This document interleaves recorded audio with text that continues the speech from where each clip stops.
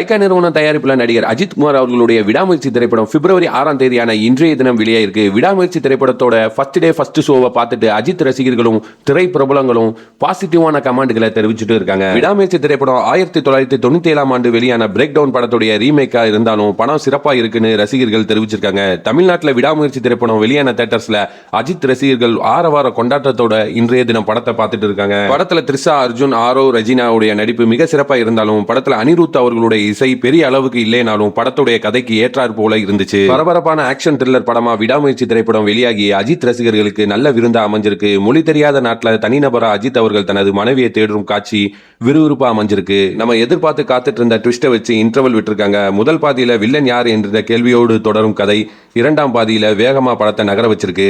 படத்துல அஜித் அவர்கள் பேசும் பஞ்ச் டயலாக், ஆக்ஷன் காட்சிகள் ரொம்பவே எதிர்பார்ப்பை எகிர வைக்குது. மொத்தத்துல விடாமுயற்சி திரைப்படம் 12 வருட காதல் மனைவியான த்ரிஷாவை ஒரு கும்பல் கடத்துறாங்க.